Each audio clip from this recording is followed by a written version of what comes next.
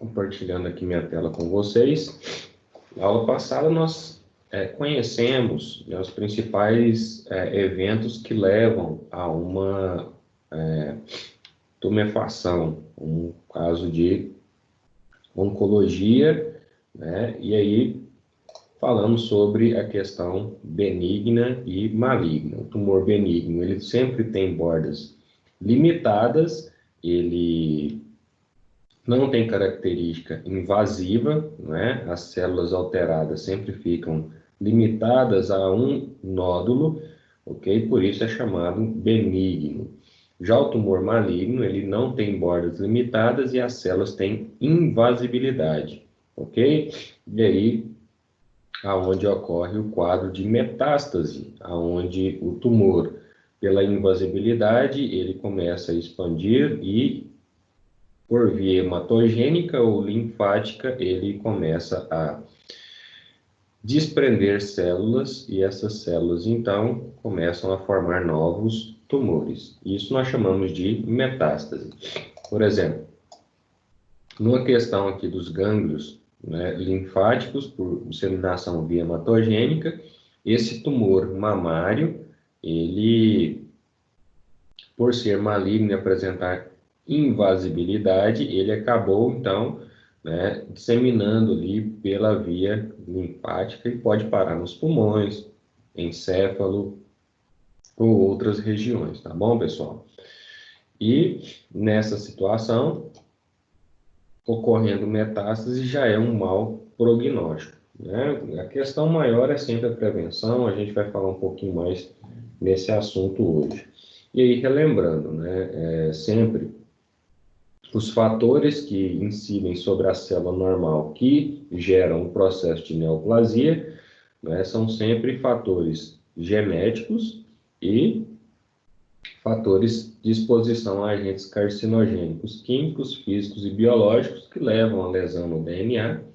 Essa lesão no DNA, quando compromete os genes supressores do tumor, que são justamente os genes de reparo do DNA, ou genes que promovem aí uma apoptose, essa célula então perde o controle de se recuperar de lesões do DNA e de eliminar células que notoriamente são células comprometedoras com lesões.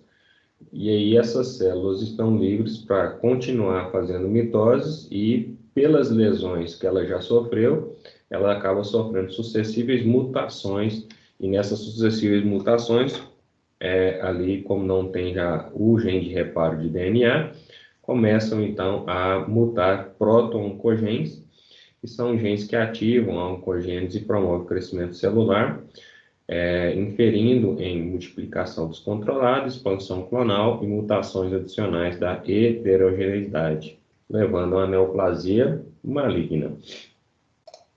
E aqui um caso de expansão, né, onde houve uma alteração no DNA celular, e aí esse clone aqui conseguiu resolver a situação dele, né, porém esses outros aqui, eles continuaram sofrendo mutações até chegar a um nível, né, de multiplicação descontrolada e formando aí o aspecto neoplásico da lesão, que é um aspecto que promove ou não a invasibilidade. Quando é maligno, né, promovendo invasibilidade e metástase, e quando é benigno, apresenta aí uma tumefação limitada.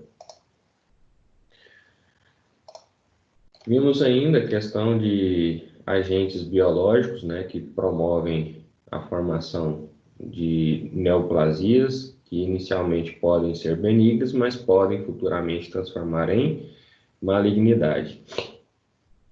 E aí nós temos, né, a presença aqui de pólipos, né, esses pólipos ou esse aspecto aqui de papilomas provocados pelo vírus HPV, certo? Tanto na mucosa bucal, quanto nas cordas vocais aqui da nasofaringe, tá bom? E aqui, né, em uma endoscopia, a gente percebe o tubo digestivo interior, né, cheio de situações com pólipos apresentado aí por uma endoscopia, né? A gente vê aí o interior, do tubo digestivo. E aí agora a gente vai falar um pouquinho das principais causas, nomenclatura e estadiamento, né, do câncer. Por exemplo, nesse caso aqui é um câncer ósseo, certo? Daí ele recebe um nome também, né? Então, como ele tem um acometimento de um tecido de origem mesenquimal, e a gente vai ver isso com maiores detalhes, né? Porque o osso, tecido ósseo, ele vem daquele tecido embrionário que nós chamamos de mesênquima. Ele não vem da endoderma e nem da ectoderma, ele vem do mesênquima. E aí ele recebe essa nomenclatura aqui, ó, sarcoma, tá bom? E aí, como é um tumor ósseo, osteosarcoma, ok? E aí, a invasibilidade, malignidade, né, nessa situação, e aí todo o transtorno para o paciente, certinho?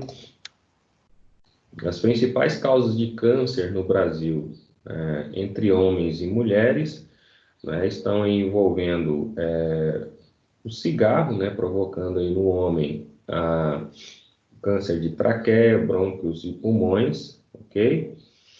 E nas mulheres como a segunda causa aí, traqueia, brônquios e pulmões. Por incrível que pareça, né, no Brasil, nós não temos tanta questão, né, com o uso de tabaco ou tabagismo, assim como nos países europeus, né? Nesse ponto, o brasileiro é mais consciente da sua saúde. Então, é óbvio que existe fumantes, né, e por isso existe aqui grandes índices, né, dessas situações entre homens e mulheres, mas são bem menores do que os europeus. Mas ainda assim, né, no caso dos homens, ainda continua sendo uma das principais causas de morte, né, provocando aí oncogenia maligna a nível de traqueia, brônquios e pulmões. Enquanto que nas mulheres é um pouco menor, traqueia, brônquios e pulmões. Por quê?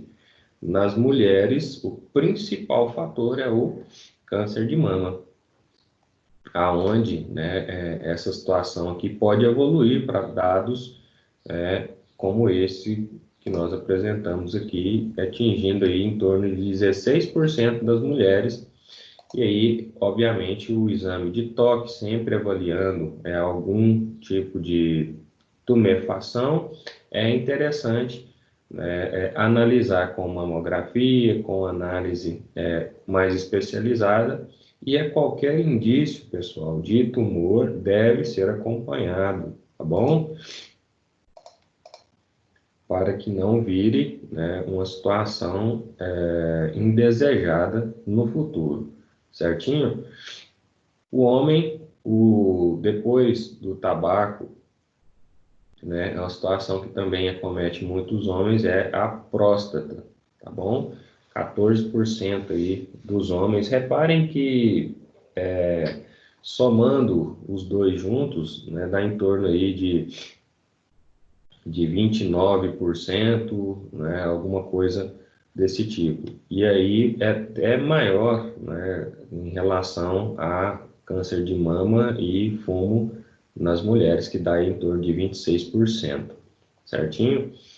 Então, a questão aí da próstata é uma questão também que atinge um homem tão próximo quanto o da mama atinge as mulheres. Daí a questão, né, sempre da prevenção, sempre estar analisando a situação, né, nada substitui, né, uma análise especializada, né, dentro dessa situação, né, principalmente na próstata, porque o homem não tem como, né, ele adivinhar que ele está com essa situação na próstata, então ele precisa de uma ajuda especializada.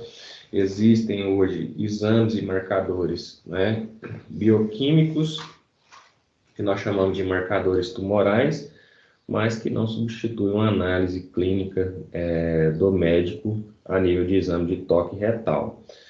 ok? Para fazer essa análise, e aí recomenda-se que homens acima de 40 anos, eles sempre estejam de ano em ano, analisando ali, para ver se não tem nenhuma tumefação na próstata ou algum enduramento que venha chamar a atenção, né, do médico, certinho? E é óbvio também que uma tomografia, né, analisa internamente sem problema nenhum. Ok? O problema é que a tomografia é bem mais caro, não é? Então, a questão aí também do câncer de estômago, no caso dos homens, certo? Acompanham aí próximo ou proximidade com câncer de cólon e reto nas mulheres, tá bom? Cólon e reto nos homens, né, apresenta também uma baixa incidência em relação ao que apresentam as mulheres, e as mulheres também com frequência têm aí a questão do colo do útero, não é? E essa questão do colo do útero é principalmente pelo vírus HPV, tá bom? Esse vírus HPV, ele acaba, né, infectando as mulheres e, se não acompanhado, pode transformar um carcinoma in situ, né, que pode ser facilmente removido, em uma situação invasiva. E aí tem que se remover o útero quando não passando muito tempo e inferindo em metástase, é onde acaba, né, colocando essas mulheres no, no fator de risco para, né, uma coisa pior, né? Então, sempre prevenção, né, exame do Papa Nicolau, né, exame de prevenção, colonoscopia, analisando ali como que está o estado do colo do útero, principalmente se a mulher já tem uma vida sexual ativa, não é? E também acompanhando aqui câncer de estômago bem menor, a incidência nas mulheres do que nos homens, mas também presente, ok?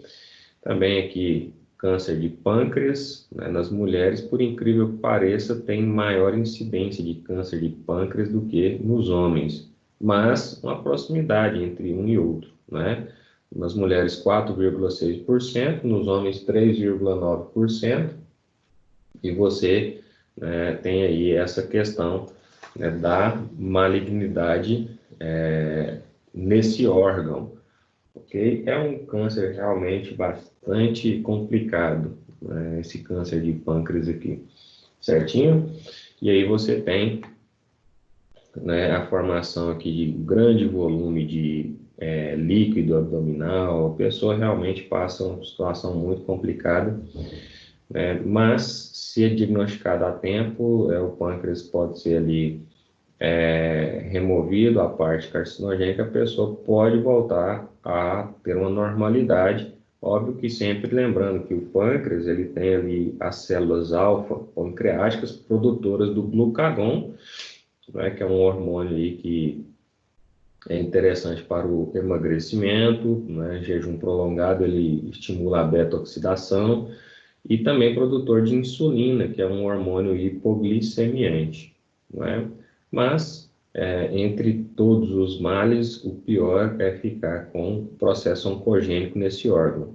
Se de tudo tiver que ser removido, né, que seja removido e a pessoa faz reposição hormonal. O problema é só na questão da digestão, né? Porque o pâncreas também participa da digestão final de proteínas, gorduras e carboidratos através da amilase pancreática, da lipase pancreática e das outras proteínas que auxiliam no processo de digestão final ali no duodeno, tá bom? Mas é como eu falei, dos males, né, o pior é estar ali com um processo que pode, em custo-benefício, ter uma subtração da vida, né? Então, é isso que se analisa na hora, né, de uma pessoa estar com oncogenia ou não. Também a questão do sistema nervoso central, né, ela é bem maior nas mulheres, a incidência, olha, 4,5% do que nos homens.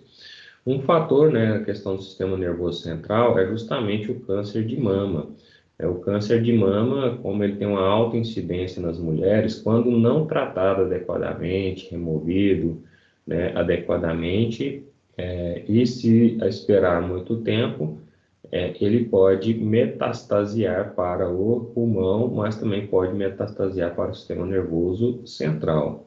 Daí, essa situação, né, ser bem maior nas mulheres do que nos homens, certinho? Mas também o homem apresenta ali, né, quase que as mesmas porcentagens, né, das mulheres em relação a isso, certinho? E principalmente esse câncer, né, do sistema nervoso central, ele vem acompanhado de metástase dos cânceres anteriores, certo?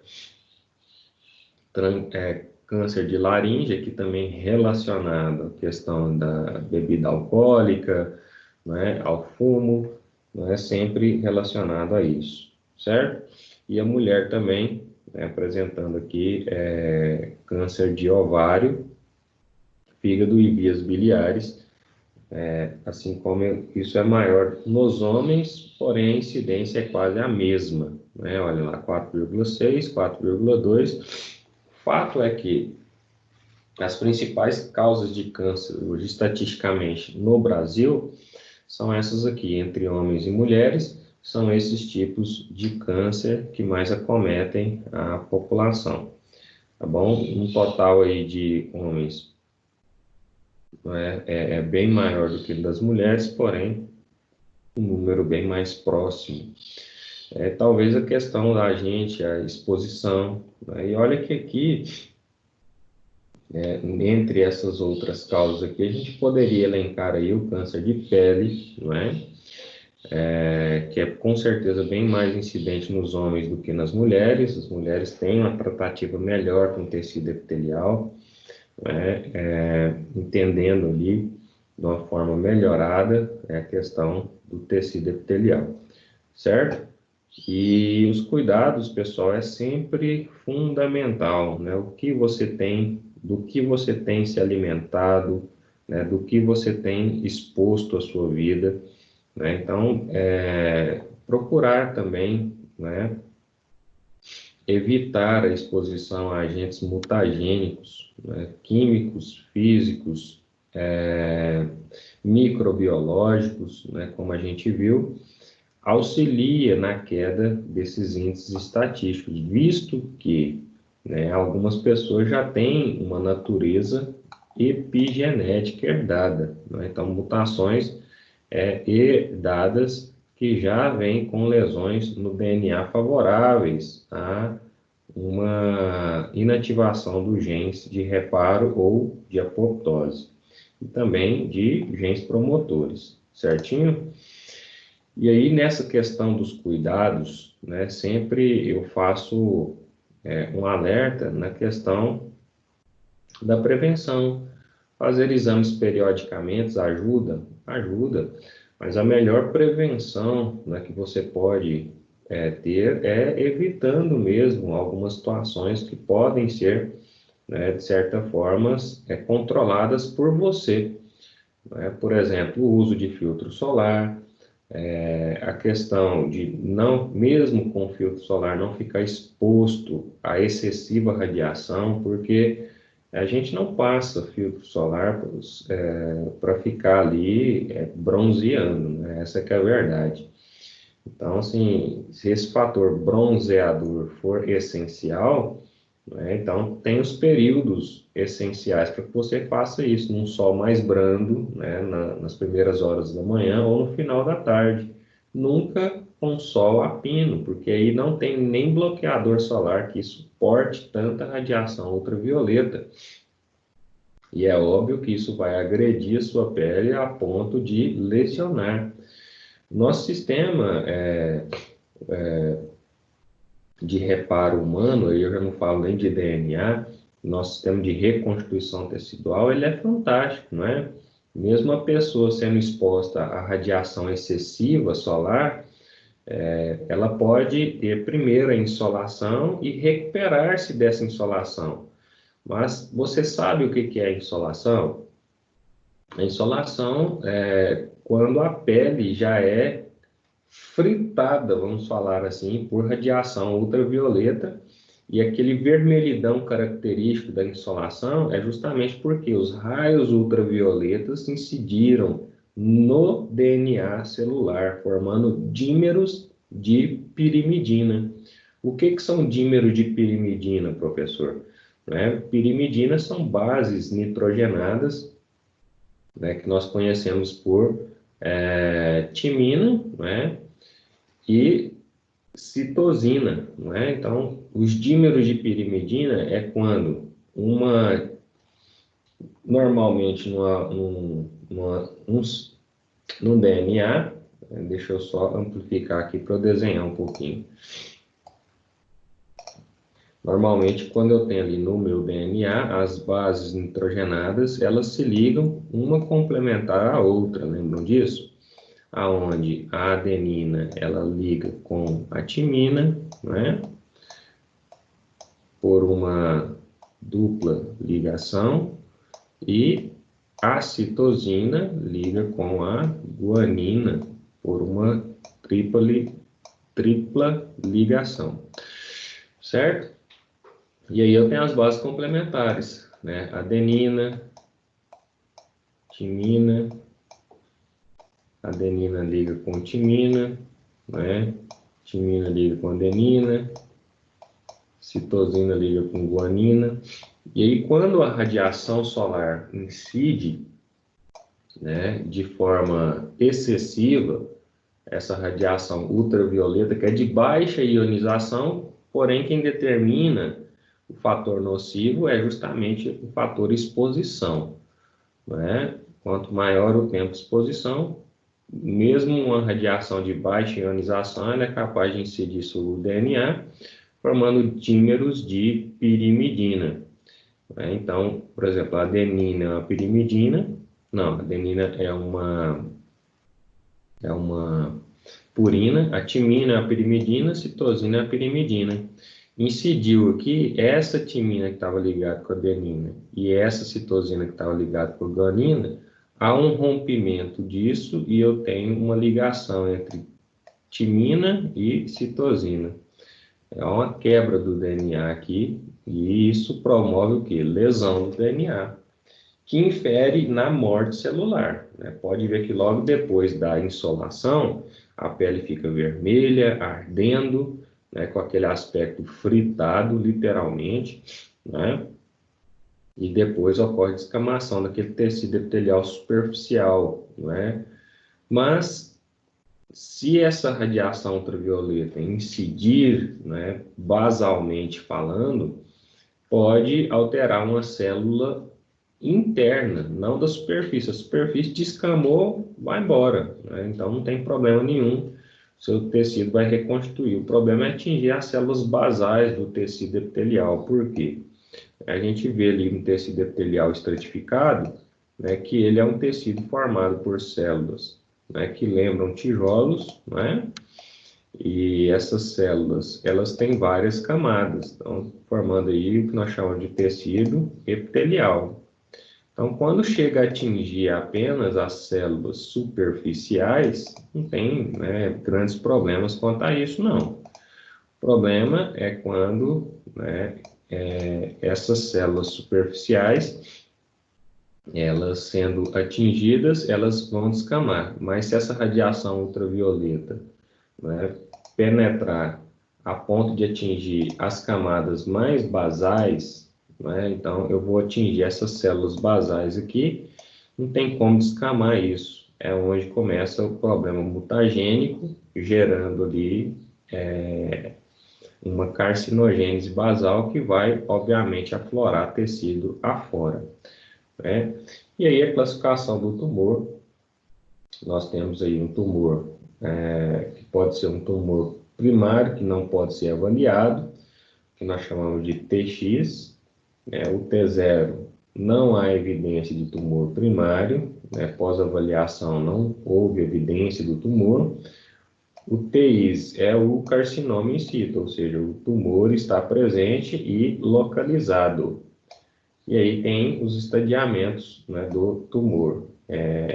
Pode ser T1, T2, T3 e T4, que corresponde ao tamanho crescente e ou extensão do local do tumor primário, né? Quanto maior o número, maior o tamanho ou a extensão desse tumor primário, certo? Nós temos aí também como o tumor pode metastasear para linfonodos regionais, como a gente viu no caso do tecido mamário, a gente pode ainda fazer biópsias do tumor e dos linfonodos regionais. E aí, na análise do linfonodo regional, a gente pode ter uma análise MX, onde os linfonodos regionais não podem ser avaliados, porque não houve extração de linfonodos regionais, ou porque não tinha, ou porque quem fez a biópsia não se atentou para isso. M0 foi feita a extração do linfonodo, porém analisou a ausência de metástases em linfonodos regionais.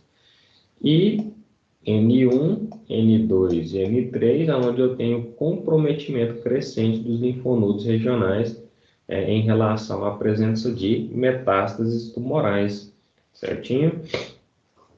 Então, eu tenho comprometimento desses linfonodos. E aí a metástase é a distância, onde ela já saiu dos linfonodos, já disseminou por via hematogênica ou linfática, e aí eu tenho as classificações MX, quando a presença de metástase à distância não pode ser avaliada, M0, a ausência de metástase à distância, ou seja, conseguiu avaliar e não observou a presença de metástase, e M1, quando eu tenho metástase à distância localizada. Então, essa tabela aqui, ela é utilizada para estadiamento da situação de tumefação, Opa, riscou demais, professor. Então, nesse estadiamento aqui, se conduz a um tratamento específico, Então, é essencial a avaliação do tumor primário, dos linfonodos, e se tem ou se não tem metástase, para se conduzir ali um tratamento, com base nesse estadiamento. Tá bom, pessoal?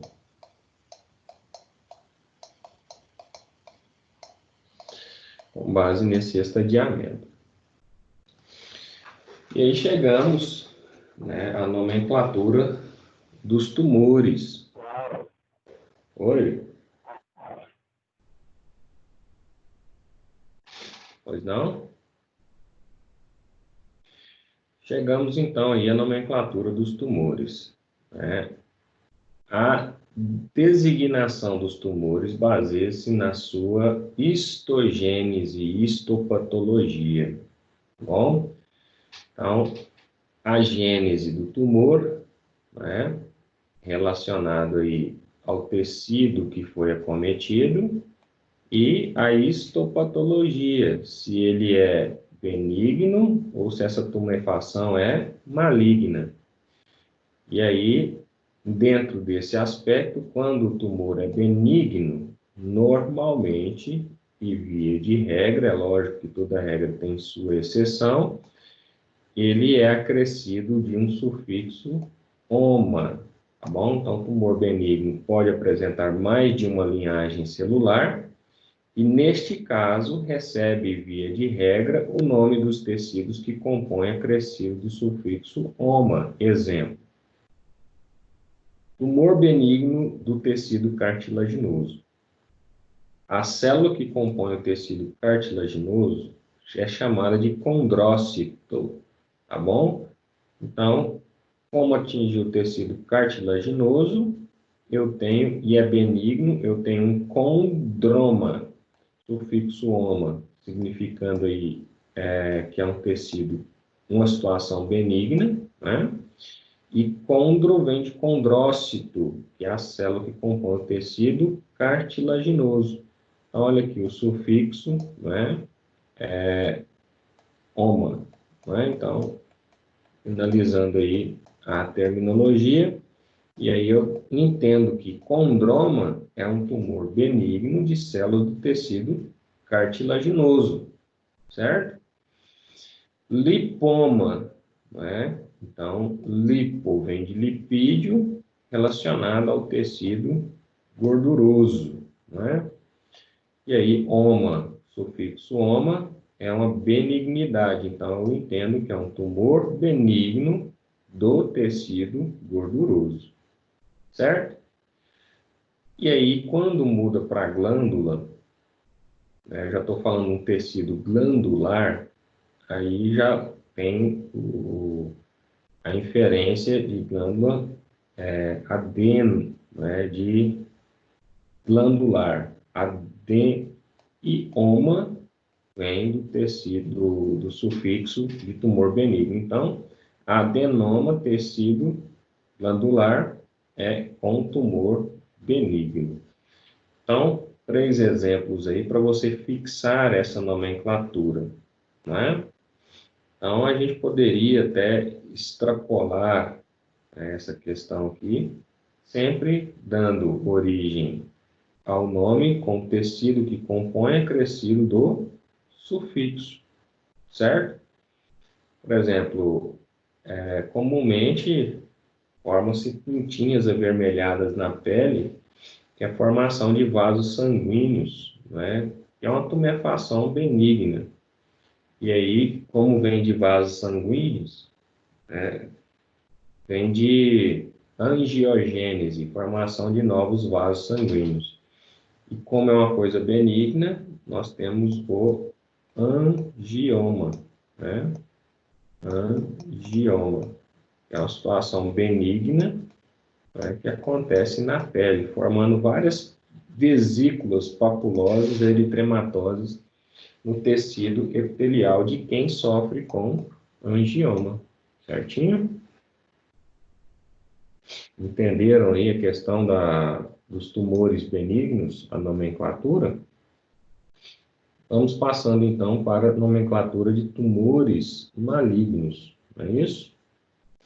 Quanto aos tumores malignos, né, é necessário considerar a origem embrionária dos tecidos, do qual deriva o tumor, né, que para aplicar as regras de nomenclatura são essenciais aqui. Então, os tumores malignos originados do epitélio de revestimento externo e interno são denominados de carcinoma, né? Revestimento interno e externo, interno, mucosa, externo, tecido epitelial. Então, se for atingido com essas células com a tumefação maligna, recebem aí a nomenclatura carcinoma. Então, quando o epitélio for de origem glandular, né, como a palavra adem faz parte de glândulas, né, passam a ser chamados de adenocarcinomas.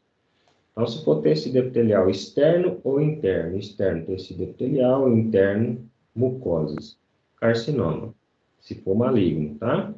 E se atingir a glândula, adenocarcinoma. E se for mesenquimal, como eu dei o exemplo anterior, sarcoma, né? No caso do tecido ósseo lá, osteosarcoma, tá bom? Então, olha lá, exemplos. No caso, carcinoma basocelular da face. Então, é um tipo de tecido epitelial, né? Tecido da face, de revestimento externo. Okay? É um tipo de câncer de pele que atingiu as células basais, né, do tecido epitelial, formando aí um carcinoma basocelular da face. Tem aqui algumas imagens, olha lá, né, do carcinoma, né, no caso aqui da face, certo? A gente observa aqui uma multiplicação descontrolada, um centro necrótico, não é isso? Observamos aqui, então, que tem tecido fibroso, e aí num corte histológico a gente observa, né, a formação irregular, né, desse tipo de tecido, com presença, né, de bastante situação aqui queratinosa, fibrosa, né, que não tem origem aí no tecido epitelial adjacente, não é isso?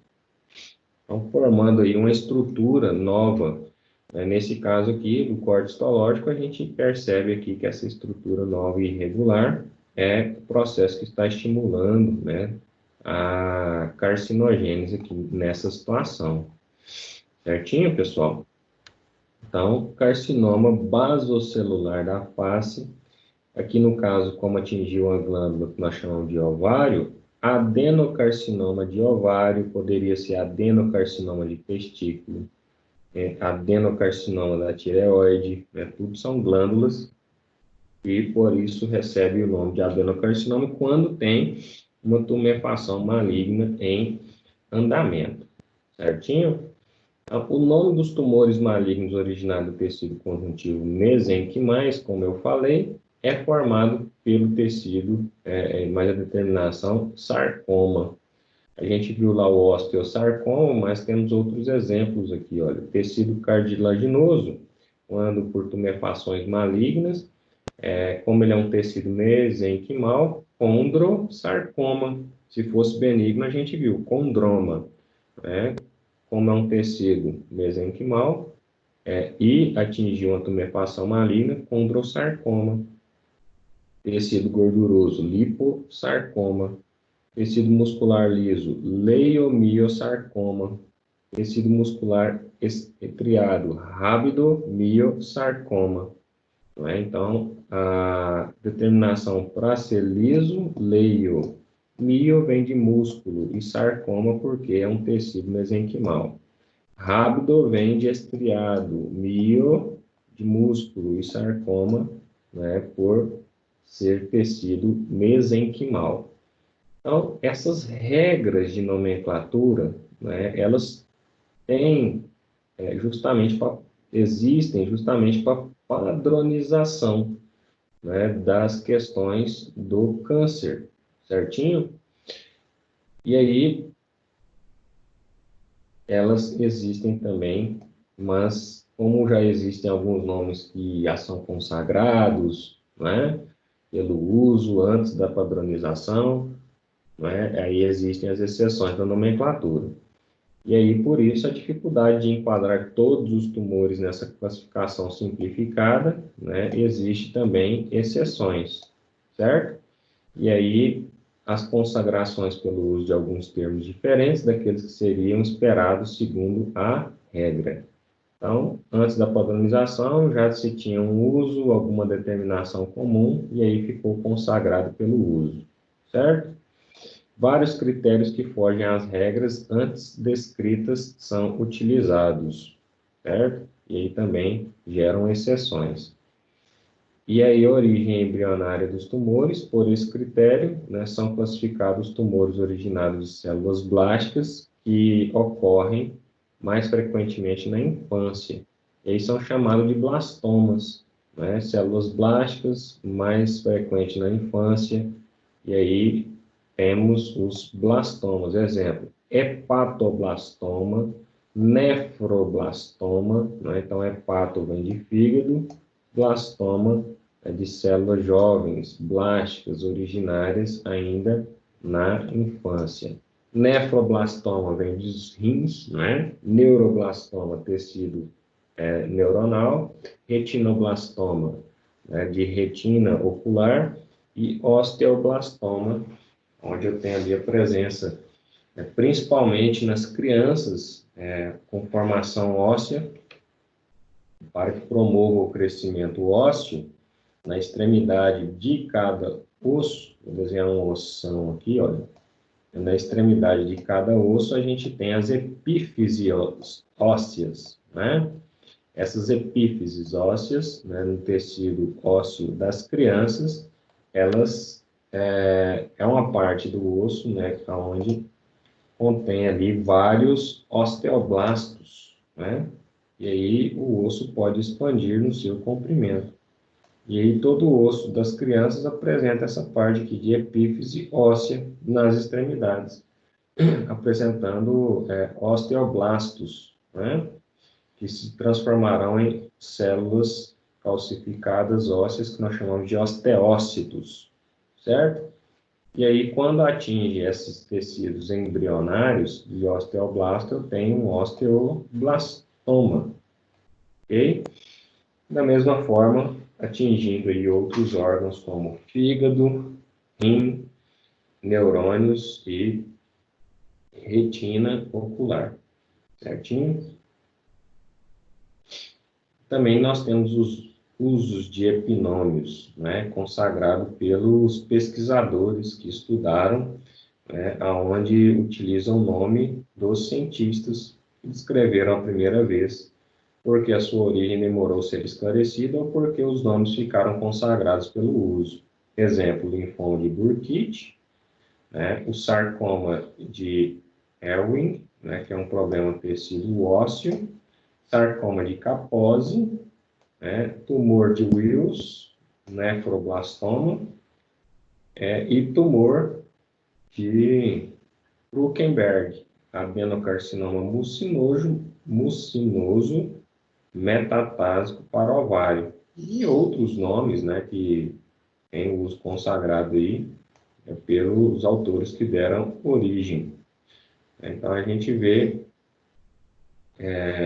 esses estudos acontecendo bem antes da questão da nomenclatura oficial, né, como é o caso aqui, nomenclatura oficial, nefroblastoma. Mas a gente sabe que é um problema nefrótico, mas o Wilson estudou isso primeiro e aí ficou conhecido como tumor de Wilson, certinho? Por exemplo, o linfoma de Burkitt, né, o linfoma aí que acontece em relação às células linfocitárias, né, anteriormente denominado de linfoma não Hodgkin, é de alto grau de pequenas células não privadas e uma neoplasia de células B maduras, né? É altamente agressivo, sendo endêmico nas regiões africanas. E a gente observa aqui, né, linfócitos do tipo L3, L2, né, na nomenclatura FAB, certo? A presença de vaporização, presença de nucleolos evidentes, olha lá, ok? Isso que caracteriza uma classificação FAB, que é a classificação francesa, americana, britânica, de morfologia celular. A gente que está lá no laboratório, né, faz uma extensão sanguínea, quando encontra esse tipo aqui, celular, a gente fala assim, olha, isso aqui é um linfoblasto do tipo L2. Isso é uma classificação que a gente dá, que nós chamamos de classificação FAB, ou classificação morfológica. É óbvio que não tem como, pela extensão sanguínea, falar se é linfócito T ou se é linfócito B.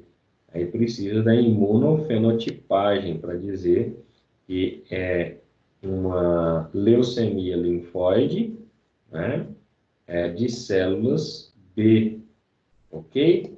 E aí, nesse caso aqui, na imunofenotipagem, eu chego a linfoma de Burkitt, né, que é um linfoma não Hodgkin de células B. E aí, também com auxílio da citogenética e biologia molecular, técnicas de hibridização in situ, técnicas de FISH, né, eu tenho o estudo do porquê que isso aconteceu.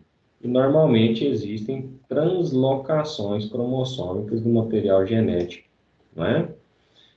Nesse caso aqui, translocação 814, né? Translocação 822, translocações 2, 8, tá bom? Promovendo aí, então, erros do DNA, e essas translocações vieram por quê, professor? Exposição a agentes mutagênicos ou herança epigenética herdada, certinho?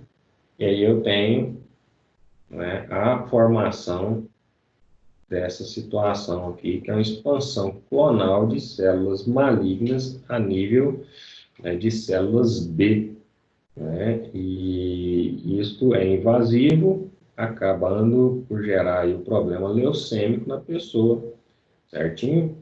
Conhecido aí como linfoma não Hodgkin, Por que não Hodgkin? Ele não forma uma massa tumoral. O linfoma Hodgkin forma uma massa tumoral nos linfonodos. Ele forma aquele enduramento. O não Hodgkin, não, ele é só de massa líquida. Né? Como o sangue é um tecido líquido, fica nessa forma aí. Né? É expansivo em tecido conjuntivo sanguíneo líquido. E aí você pode ver isso tanto no hemograma, né, a presença dessas células, quanto no mielograma. Mas nenhum nem outro fecha diagnóstico. A gente precisa, então, da imunofenotipagem, da imunohistoquímica, precisamos da questão da citogenética para observar as translocações que acometeram essa situação. E aí a citogenética, né, observando os porquês que isso aconteceu, descobriu as translocações, e isso é importante por quê? Porque hoje a gente pode precocemente detectar a translocação numa pessoa antes que ela venha desenvolver, né, o processo oncogênico, né? Foi o que aconteceu aí com a Angelina Jolie. Ela, todos sabem desse caso famoso aí que chocou o mundo, né? Ela descobriu que ela possuía translocações importantes e genes mutagênicos que poderiam, eu disse poderiam, desenvolver nela futuramente um câncer de mama. O que ela fez? Antes que o problema acontecesse, e é óbvio que isso é muito radical, porque entre o poder e o acontecer, existe o fator prevencional. Né? Então, não havia necessidade de extrair a mama, era só observar. Observando a presença de nódulos, aí sim, não pagaria para ver se era benigno ou maligno. Já sabe que tem a genética, vai lá e extrai o nódulo, tá bom? Aí ela foi radical, foi lá, retirou as duas mamas, depois fez reconstituição mamária e tentou dessa forma resolver o problema. E a preocupação dela é porque o câncer de mama é muito invasivo, né? E pode metastasear com facilidade para pulmões e sistema nervoso central. E aí, para resolver a preocupação, né, a citogenética, já sabendo dos genes promotores do câncer de mama, né, já documentou isso, assim como a gente já sabe que se a pessoa tiver essas translocações presentes, ela pode desenvolver o linfoma de Burkitt, tá bom? Que é as translocações 814, translocações 822 e translocações 28. Aí, nesse caso aqui, é acompanhar, né, pessoal? Porque como que você vai extrair, né, a sua medula óssea? Pode até fazer uma cultura de células de medula óssea, né, mas não tem como. Você tem que aguardar e acompanhar, tá bom? E aí a prevenção sempre é o melhor caminho de tudo, né? Os cuidados, sempre o melhor caminho de tudo. Todos nós estamos suscetíveis às mesmas variáveis, né? O sol nasce para todos.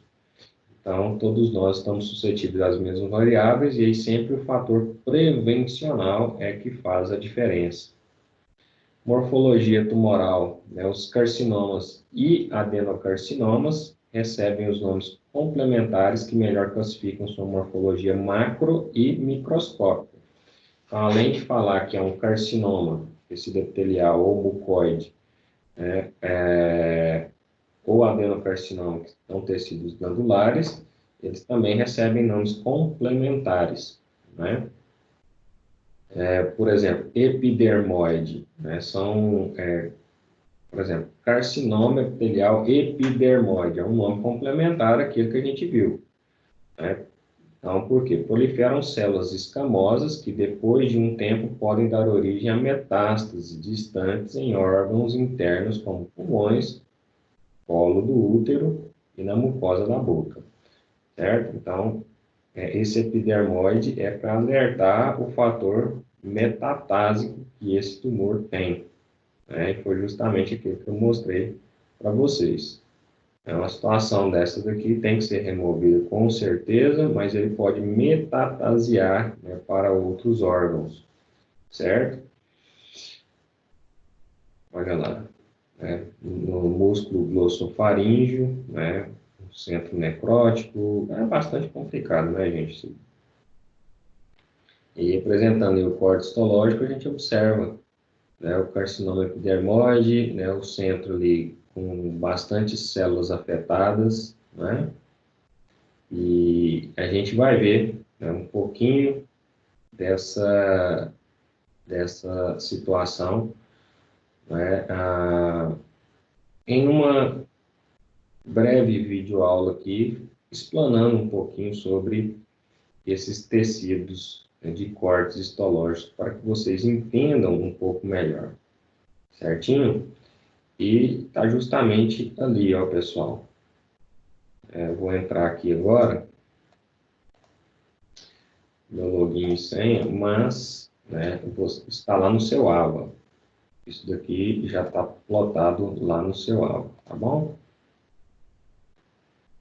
Depois, dá uma olhadinha, pega lá o nosso livro de práticas, lembra lá do nosso livro de práticas? A última parte do nosso livro de práticas é justamente desenhos de cortes histológicos de processos carcinogênicos, tá bom? E aí, ó, entrando aqui na matéria, enquanto o sistema vai entrando aí,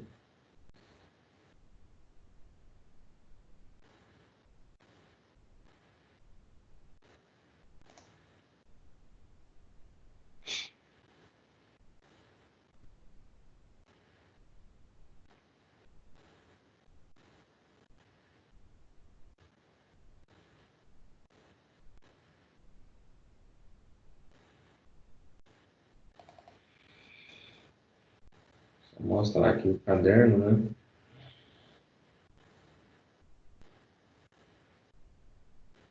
Esse caderno de práticas, né, que nós utilizamos, a gente já viu aí as questões das adaptações celulares, né? Nós já fizemos até essa aula presencial, né, mostrando lá no microscópio, vocês desenharam. Depois, de uma forma remota, né, nós já fizemos ali essa questão do tecido sanguíneo, né, hemácias, leucócitos, né, vocês desenharam isso daqui também, ok? E já me entregaram tipagem sanguínea. A gente não teve como fazer, né? A gente somente explicamos, mas não tivemos como fazer presencial, certinho? Quando retornar aí as atividades presenciais, a gente pode marcar essas reposições. E aí, na última parte, a presença aí, né, de cortes histológicos, apresentando aí carcinoma epidermoide, certo? Apresentando aí papiloma, ok? Apresentando lipoma, certo? E aí os locais específicos para vocês desenharem isso daqui, ok? E aí, nessa videoaula, que eu vou mostrar para você, é uma videoaula comentada sobre essa questão, né, dos carcinomas e dos cortes histológicos.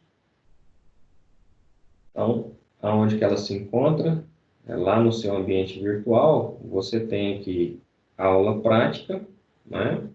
Então, depois da unidade 4, que é essa que nós estamos observando, né? Unidade 4, vimos a seção 1, seção 2, né? Passamos para a nomenclatura, seção 3, finalizaremos na aula que vem com seção 4, falando de marcadores tumorais. E aí, aula prática.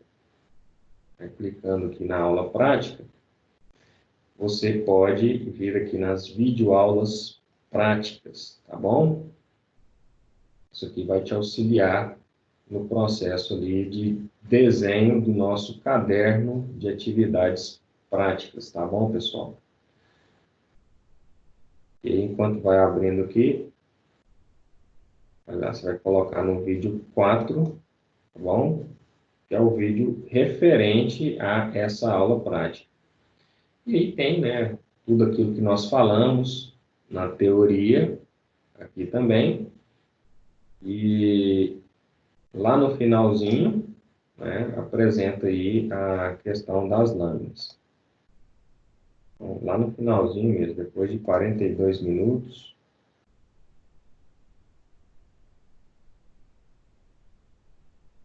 eu vou colocar aqui a som,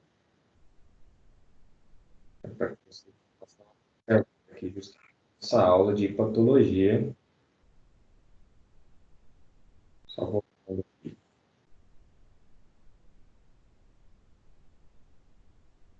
Então, começa aqui, olha, no minuto 42, tá bom? Eu vou voltar aqui um pouquinho, que eu acho essa situação aqui bastante interessante. E aí vou compartilhar o som com vocês, certinho? Só um minutinho. E aí, pessoal, de tarefa para casa, né, para vocês fazerem e me entregarem, né, esses desenhos aqui concluídos, né, para que eu venha lançar a nota de vocês, ok? Então, algumas pessoas já concluíram e já me mandaram, né, as imagens, e agora só faltando aí as imagens dessa última parte do seu livro de prática, que é justamente desenhar essas 4 lâminas apenas, tá bom? Do carcinoma epidermoide,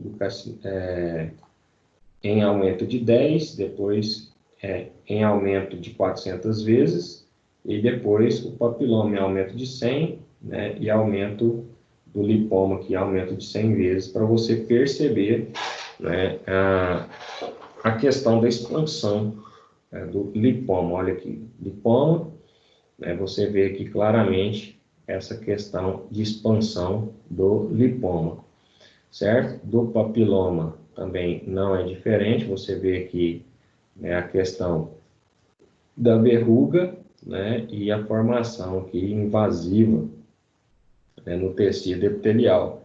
O tecido epitelial este que está aqui todo deformado, né, devido à expansão do papiloma. E aqui do carcinoma epidermoide, que normalmente, olha, no tecido epitelial, a gente tem uma camada de queratina externa, não é? E logo abaixo o tecido epitelial de revestimento. E aí o tecido conjuntivo frouxo e denso, né, que aqui está sendo invadido devido ao tecido do papiloma. E aqui a gente observa no carcinoma epidermoide a formação queratinosa dentro do tecido. Olha aqui, queratina dentro do tecido, envolta de tecido epitelial, né, formando várias estruturas que normalmente a gente não observa num revestimento epitelial comum, certo? Só para se atentar a esses detalhes, quando você estiver desenhando, certinho? Deixa eu só colocar aqui o videozinho para que vocês possam assistir, né, essa prática e ter condições de fazer melhor esses desenhos.